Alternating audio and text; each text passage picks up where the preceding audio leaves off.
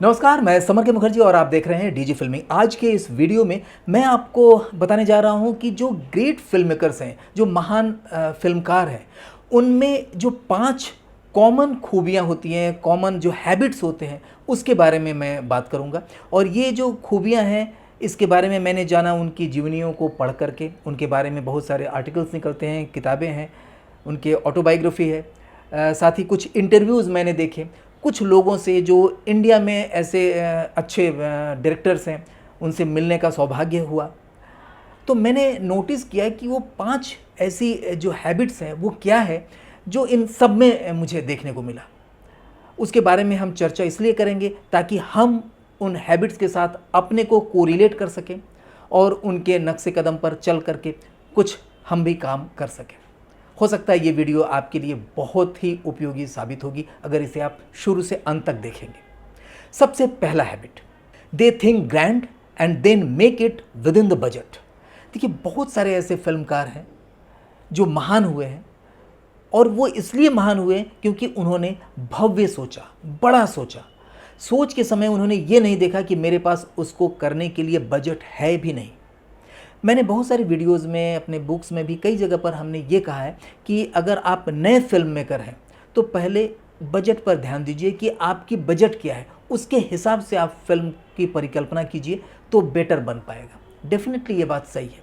लेकिन ये जो फिल्म मेकर्स होते हैं ना, सबसे पहले वो ग्रैंड सोचते हैं। मैंने देखा कि वो बड़ा सोचते हैं। उनके पास पैसे हो ना हो उसके बारे में बाद में सोचते हैं। पहले सोचते हैं कि हम जो फिल्म बताने जा रहे हैं, जो दिखाने जा रहे हैं, या जो हम सामने समक्ष पेश करने आ रहे हैं, तो वो भव्य फिल्म हो। भव्यता में ये नहीं कि आपने करोड़ों रुपया बहा दिया बेवजह का।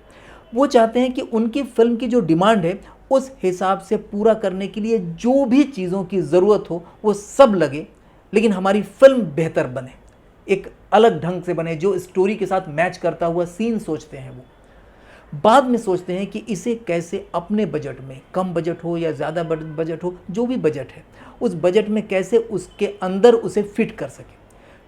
तो ये बहुत बड़ी बात होती है, क्योंकि वो अगर बड़ा सोचेंगे ना तभी बड़ा काम कर पाएंगे। तो हमें भी ऐसा लगता है कि हम सोच को छोटा ना रखें। हमारी सोच, फिल्म चाहे छोटे बजट की हो, बड़े बजट की हो, तो उसमें ये नहीं, अगर इस यहाँ पर 50 लोगों की ज़रूरत है तो उसको 3 लोगों या 5 लोगों या 10 लोगों में पूरा ना करें। हम उसे बढ़िया से बनाएं, अच्छे से बनाएं। तो ये उनके अंदर ये कॉमन हैबिट है सभी अच्छे फिल्म मेकर्स की। अब आते हैं दूसरे हैबिट की ओर, they think for others benefit first. देखिए, जो बड़े फिल्म मेकर होते हैं, जो महान फिल्म मेकर होते हैं ना, वो सबसे पहले दूसरे के बारे में सोचते हैं कि दूसरे को क्या फ़ायदा होने वाला है। देखिए, फ़ायदा से ये नहीं है कि पैसे से मतलब है, फ़ायदे से ये भी है कि कुछ डिफरेंट कर रहा है कि नहीं। वो व्यक्ति ये नहीं सोच रहा है कि मसाला फिल्म बना ले और ये तो सबको पसंद आ जाएगा, इसमें डांस डाल दें, ये डाल दें, वो डाल दें, ऐसा नहीं। वो कुछ नया सोचता है, ऐसा चीज़ सोचता है जो दर्शकों को नया लगे। और ये प्रयोग करना एक रिस्क से कम नहीं होता है, और तभी ये महान होते हैं। ये सबसे पहले अपने प्रोड्यूसर, अपने फाइनेंसर के बारे में सोचते हैं कि हम ऐसी फिल्म बनाएं जिसमें हम जो भी पैसे लगा रहे हैं वो सेफ़ है कि नहीं, कहीं ऐसे जगह पर पैसे तो बर्बाद नहीं कर रहे हैं जिसमें मेरी तो फ़ायदा है, मुझे तो फ़ायदा हो रहा है लेकिन दूसरे को नहीं हो रहा है। तो वो हमेशा दूसरे की फ़ायदे की सोचते हैं, चाहे दर्शकों की फ़ायदा सोचते हों या प्रोड्यूसर की फ़ायदा सोचते हों, या जो भी स्टूडियो है जहाँ से भी उस फिल्म में पैसे लग रहे हैं उनके बारे में ज़रूर सोचते हैं। उनके एक एक पैसे का वो वापसी कराने के लिए सोचते हैं कि किस ढंग से इस फिल्म को ऐसे ढंग से बनाया जाए कि इनका कोई भी पैसा बर्बाद ना हो। हर पैसे का वो हिसाब सोचते हैं कि हमारी स्क्रीन पर वो पूरा पैसा जो खर्च किया जा रहा है पानी की तरह, वो पैसा दिखे उसमें। तो ये ज़रूर सोचते हैं। वो तो आगे की बात है, फिल्म फ्लॉप हो, हिट हो, वो तो किसी के साथ भी हो सकता है, चाहे वो कितना भी महान फिल्मकार क्यों ना हो, उनकी भी फिल्में फ्लॉप हो सकती है। लेकिन जो कालजयी फिल्में बना लेते हैं ना, वो सबसे पहले दूसरे के बारे में सोचते हैं। यहाँ मैं एक स्टोरी बताना चाहूँगा। हो सकता है इसकी वजह से ये वीडियो थोड़ी सी बड़ी हो जाए, लेकिन मुझे लगता है कि वो आप इससे रिलेट कर पाएंगे। एक बार राजा दशरथ अपने कमरे में आए, अपनी पत्नी कैकेयी से कहा उन्होंने कि मुझे भूख लगी है, जल्दी जल्दी खाना निकालो, मुझे राज्यसभा में तुरंत जाना है, कुछ विशेष मीटिंग है या जो भी चीज़ उनका कार्य रहा हो, और उनको भूख लगी हुई थी ज़ोरों से। तो कैकेयी कहते हैं कि रुक जाइए, थोड़ा सा रुक जाइए, पहले राम को मैं खिला लूँ, राम बाहर खेल रहा है, उसको बुला दीजिए और मैं उसे पहले खिला लूँ, फिर हम लोग खाना खाते हैं, आपको खिलाते हैं। तो दशरथ जी बाहर गए, वो देखे कि राम अपने दोस्तों के साथ खेल रहे थे। वो बाल्य अवस्था का वो वर्णन है। और दशरथ जी 2 बार 3 बार 4 बार बुलाए, राम आ जाओ, मम्मी बुला रही है, माँ बुला रही है खाना खिलाने के लिए, आ जाओ खाना खा लो। 10 बार उन्होंने पुकारा, बुलाया, राम नहीं आए, वो खेलते रह गए। वो वापस आते हैं, कैकेयी से पूछते हैं कि मैंने तो इतनी बार मैंने बुलाया, वो आ ही नहीं रहा है। लेकिन एक बात बताओ, मुझे ये बात नहीं समझ में आ रही है कि जब तुम बुलाते हो तो एक बार में दौड़ा चला आता है, और मैंने 10 बार बुलाया, अभी तक नहीं आया।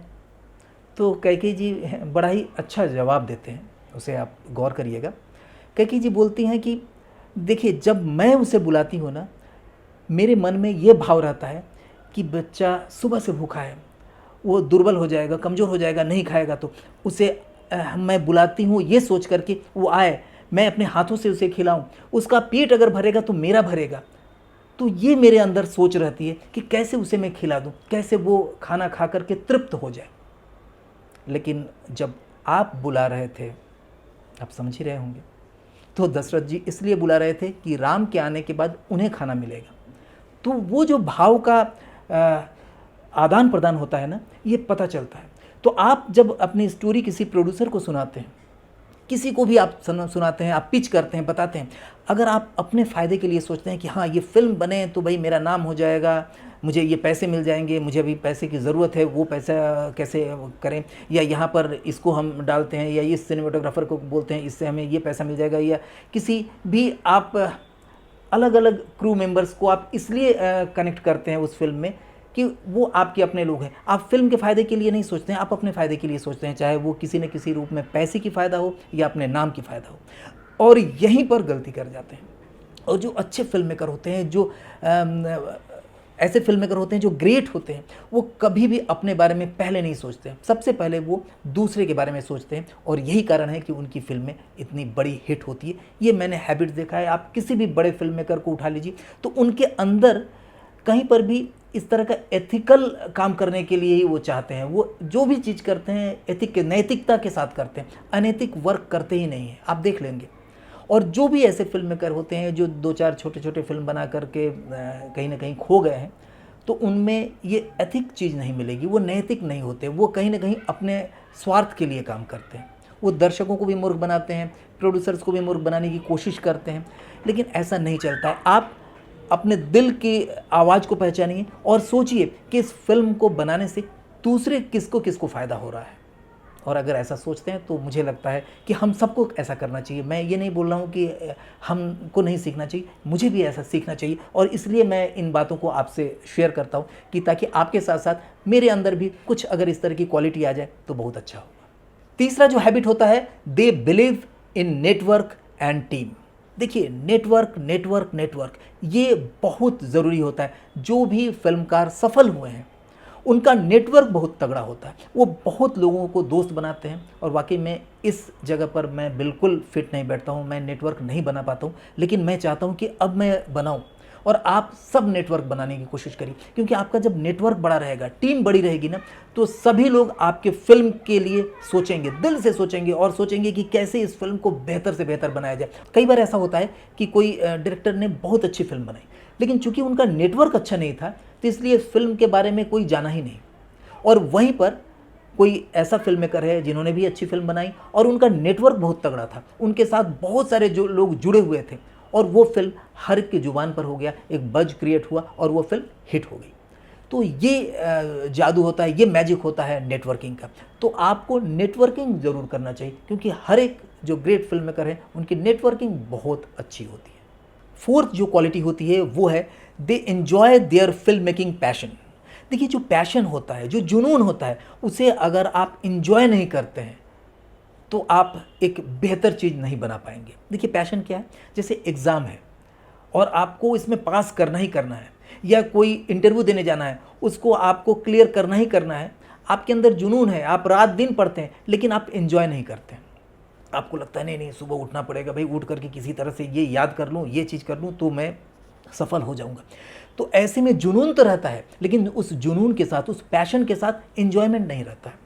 लेकिन जितने भी सफल फिल्मकार हुए हैं ग्रेट फिल्म मेकर्स हुए हैं, वो अपने जुनून को, अपने पैशन को एंजॉय करते हैं। वो रात दिन बिना खाए पिए भी अगर काम कर रहे हैं ना, वो खुश रहते हैं, उनको मज़ा मिलता है, उनको लगता है वो ठीक उसी तरह से जैसे एक छोटा बच्चा है, वो भूखे प्यासे भी आप देखिएगा दिन भर गली गली में खेलता रहता है। कई लोग ऐसे हैं, कोई गेम वीडियो गेम खेलता है तो वो मम्मी उसकी चिल्ला रही है लेकिन कोई दिक्कत नहीं है, वो खेल रहा है तो खेल रहा है, उसको एंजॉय कर रहा है। कई ऐसे लोग होते हैं जो चारों तरफ घूमने जाते हैं, कहीं भी घूमने जा रहे हैं, वहाँ पर कितने भी कड़ाके की ठंड हो या कोई सुविधा न मिले, बस नहीं मिल रहा है, ट्रेन नहीं मिल रहा है, वो भीड़ में है, नीचे प्लेटफॉर्म पर रुके हुए हैं और वहीं पर सो जा रहे हैं, लेकिन उनको एंजॉय मिल रहा है, वो एंजॉय कर रहे हैं उस घूमने की जो अनुभूति है उसको वो एंजॉय कर रहे हैं। तो उस पैशन में अगर एंजॉयमेंट है तो वो पैशन सफल होता है, जुनून सफल होता है। तो आपको भी ये देखना है कि आपके अंदर अगर पैशन है और उसको आप खुशी खुशी आनंद पूर्वक उसको आप पैशन को आप एंजॉय कर रहे हैं तो डेफिनेटली आप आगे सफल हो जाएंगे। और जो लास्ट उनकी हैबिट है वो है दे नेवर स्टॉप लर्निंग। देखिए, वो सीखने की प्रक्रिया से कभी भी भागते नहीं हैं, वो हमेशा कुछ ना कुछ सीखते रहते हैं, चाहे उनकी उम्र कुछ भी हो जाए, वो सीखना नहीं छोड़ते हैं। वो कुछ ना कुछ पढ़ते हैं, रीडिंग करते हैं, कोई कोर्स करते हैं, कहीं जा कर के प्रैक्टिकल सीखते हैं या किसी टीम के साथ जुड़ जाते हैं, कोई यूनिट बना लेते हैं, कोई ग्रुप बना लेते हैं जहाँ कुछ ना कुछ उन्हें सीखने को मिलता है। और वो कभी ऐसा नहीं करते अरे रहने दो मुझे तो सब कुछ आता है। वो इतने बच्चे की तरह बन जाते हैं। मैंने खुद देखा है ऐसे डायरेक्टर्स को जो बहुत कुछ जानते हैं, लेकिन जब बात करते हैं तो मुझे लगता है कि अरे इनको ये भी पता नहीं है, अरे ये भी नहीं जानते हैं, लेकिन नहीं, वो सब जानते हैं। वो आपसे भी कुछ सीखना चाहते हैं। आपके सामने अगर वो ये दिखाएंगे कि मैं तो बहुत कुछ जानता हूँ तो आप डेफिनेटली उन्हें वो चीज़ नहीं बताएंगे। कई बार मैंने भी ये अनुभव किया है कि मैं जब किसी से पूछता हूँ कि अच्छा ये कैसे होता है, मुझे पता है, लेकिन उनसे इसलिए मैं पूछता हूँ कि मुझे ऐसा लगता है कि वो अगर कुछ नई चीज़ बता दें तो वो मेरे साथ प्लस हो जाएगा। तो उनके अंदर खोजी प्रवृत्ति और सीखने की प्रवृत्ति रहती है। और यही वजह है कि ऐसे लोग कभी भी अपने आप को छोटा नहीं समझते हैं अगर किसी से कुछ जानना पड़ जाए, सीखना पड़ जाए तो ये 5 हैबिट्स मुझे लगता है कि आपके काम आएंगे। और अगर आप इनमें से कहीं से भी अपने आप को कोरिलेट कर पा रहे हैं तो नीचे कमेंट बॉक्स में लिखिए कि आपके अंदर कौन कौन सी हैबिट नहीं है और कौन कौन सी हैबिट अब इस वीडियो को देखने के बाद अपने अंदर डालने की कोशिश करेंगे। मैं खुद भी लिखूंगा अपने डायरी में, क्योंकि मेरे अंदर भी बहुत सारी हैबिट्स नहीं है और मुझे उसको, और यह है भी तो उतना ज़्यादा नहीं है, तो मेरे अंदर भी मैं चाहूँगा कि इसका विकास हो और आप भी इस तरह की कोशिश करिए। आपसे बहुत कुछ सीखने को मिलता है। नीचे कमेंट्स ज़रूर करिए और अपना जो प्यार है इसी तरह से बनाए रखिए। नमस्कार।